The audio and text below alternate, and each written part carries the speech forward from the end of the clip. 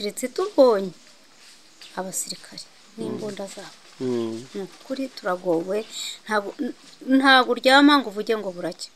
Barajyanye ingurube barayitwaye, inka barayitwaye, nuko mbyumva. Sinakubwira ngo ukuntu byagenze wamenye uko umujura yaje. Niba afite ibyagutera ugasinzira ntubyuke, niba bigenda bite. Ngewe nagiye kujya hanze nsanga nyine bankingiranye. Abaturage batuye mu mudugudu wa Katorero, akagari ka Nyarusange, umurenge wa Muhazi mu karere ka Rwamagana, bavuga ko bahangayikishijwe n'ubujura bukabije bwugarije abahatuye. Ubwo umunyamakuru yageraga muri uyu mudugudu, abaturage bamugaragarije ko batakigoheka kubera induru zirara zivuga ziterwa n'abajura.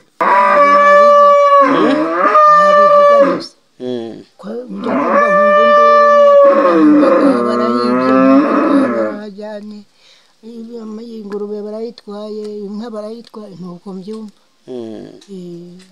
Urabona ko ntaho njya kandi mu rugo. Ukuntu byagenze nyine nari mfite inka, ari ikimasa gitoya gifite nk'umwaka kiri hariya mu kiraro. Kugira ngo banyibe rero sinakubwira ngo ukuntu byagenze wamenye uko umujura yaje. Niba afite ibyagutera ugasinzira ntubyuke, niba bigenda bite. Ngewe nagiye kujya hanze nsanga nyine bankingiranye. Umwana ndamubwira ngo yewe ngo ndabona badukingiranye we. Nibatwibye ndabona badukingiranye. Umwana atikingura idirishya urebe bashobora kuba bibye yawe. Nyinguye idirishya n'ubundi nsanga bibye inka. N'ubundi mpita mpamagara ubuyobozi bw'umudugudu.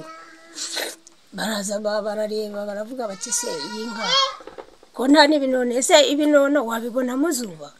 Bwari ubujura ntagiye butabayeho. Na kera na kare bwabayeho, ariko ubu uko bimeze bifite indi ntera, byafashe indi ntera n'ibintu bikomeye cyane. Ibintu rwose bikomeye ngo byafashe indi ntera. Usanga amatungo bagakingura inzu bagatwara umuntu akabyuka agasanga amatungo yose yagiye. Ikibazo rero abanyerondo niba bakora irondo koko ntabwo tubimenya.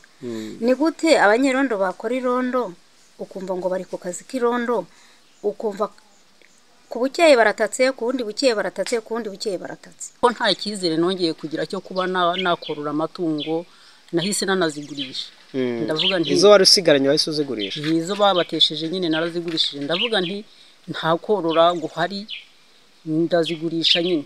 Hagati yaho rero urumva ko hari igihombo, kuko iryo tungo niryo nakuragaho mituweli, niryo nakuragaho ikintu gishobora kumfasha. Urumva ko igihombo kirahari rwose. Burahari kuko iyo baramutse bayitwaye nk'iryo tungo ukananirwa korora, mituweli se wayibona gute? Ikintu dusaba ni ugukaza irondo bakagenzura abo bantu. Bakabagenzura rwose, bakareba uburyo bashobora gufatwamo, ndetse ahubwo byaba na byiza nk'abo bantu baza gutyo biyoberanye baba bakwiye kurebwaho bakanabirukana, ahubwo ngiye niko numva. Aba baturage bavuga ko aborozi b'inka n'aboroye amatungo magufi bajujubijwe n'abajura bayiba bakoresha amayeri mu kuyakura muri uwo mudugudu. Uyu ureba usanga baba bashuriwe na moto koko, ntago ari ukubeshya. Moto turazumva ariko tukumva wenda ko ari nk'abantu bajyanye abandi kwa muganga. Moto z'igicuku ntago wasobanukirwa iyo ziva niyo zijya. Hari igihe umuntu yakwitabaza undi ukagira ngo ni umurwayi, naho n'abajura. Bati ziriya baraza bafite moto, hanyuma ubundi bamara kwisora bakayishyira kuri moto bakagenda.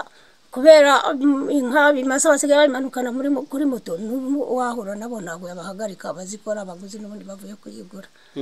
Ubwo turavuga se twamenya tubushakisha irutonde, twamenya dushakisha. Bamwe bakavuga bati yanyuze irutonde, abandi bakavuga bati yatambitse hariyo twumvise yabira mu masaha 8. Ubwo binshanga gutyo. Bazitwara kuri moto? Ntabwo bamenya bashaka kuba bazitwara kuri moto nyine, kubera bakunze kwiba ibimasa bikiri bitoya.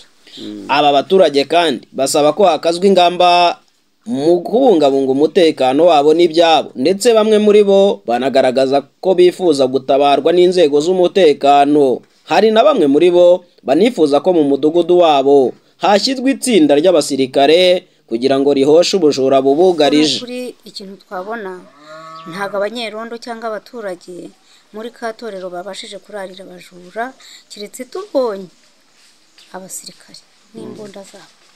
Ni ukuri turagowe, ntabwo uryama ngo uvuge ngo buracya, kuko iyo bukeye wenda ukabona ukinguye amahoro iwawe mu baturanyi biba byaje. Umunyamabanga nshingwabikorwa w'akagari ka Nyarusange Habimana Benjamin avuga ko muri ako kagari hafashwe ingamba mu rwego rwo gukumira abajura barimo n'abaturuka mu mirenge bahana imbibi. Gusa uvuga ko wenda bukabije ubujura bwo akagari cyangwa se nk'uko mubizi muri iki gihugu bugiye burimo, ariko yewe kuvuga ko bukabije cyane sinzi icyo ashingiraho.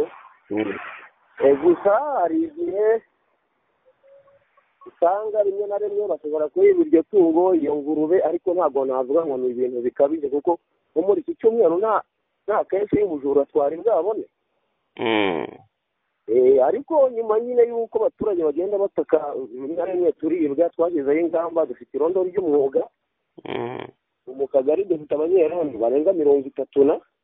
Yego. Ikindi twashyizeho ingamba mu baturage, twarebye abandi bantu bashobora buri mudugudu, sinakatorero na gahondo na kidogo gutyo, aho dushobora kubona hari danger zone, dufata abandi bantu b'abasore tugakavaringa aho hantu hagiye dukeka ko hashobora kuba haturuka abajura mu baturuka hirya hakurya za Gikaya muri Kigabiro. Rero numva atari ibintu wenda byo kuvuga ngo byaracitse pe, ibyo ngibyo numva atari ibintu byo ngo hari ubuzima ngo bukabije ngo biteye inkeke ngo umutekano ni mukeya. Mu duce dutandukanye two mu ntara y'Iburasirazuba harimo n'akarere ka Rwamagana, abahatuye bamaze iminsi bataga kwibwa n'abajura babajujubije. Mu kiganiro umuvugizi wa polisi mu ntara y'Iburasirazuba SP Twizeyimana Hamdun aherutse kugirana n'itangazamakuru, yasabye abishora mu bikorwa by'ubujura kubireka kuko polisi itazihanganira abijandika muri ibyo bikorwa. Ni muri urwo rwego rero twaberetse bagize itsinda ry'ubujura kugira ngo dukomeze kuburira abantu bose bashaka kwishora mu bikorwa binyuranyije n'amategeko ko nta mahirwe bafite, biturutse ku bufatanye bw'abaturage, inzego z'umutekano, polisi itazabihanganira na rimwe, birimo bagomba kugerageza kubivamo, kubera yuko igihe cyose tuzabafata dukoresha ubwo bufatanye. Dukangurira by'umwihariko abijandika mu bikorwa binyuranyije n'amategeko ko bakwiye kubireka. Amategeko arahari kandi afite ibihano bihambaye, polisi turahari, ntabwo tuzabihanganira n'umunsi n'umwe, ahubwo nibayoboke gushaka imirimo, guhimba imirimo, kwiga imyuga itandukanye kugira ngo izi mbaraga zabo batazipfusha ubusa, ahubwo bafatanye n'abandi banyagihugu guteza imbere igihugu cyacu binyuze mu maboko yabo n'ubwenge bwabo bakora imirimo. Justin Ngabonziza, ATV, mu karere ka Rwamagana.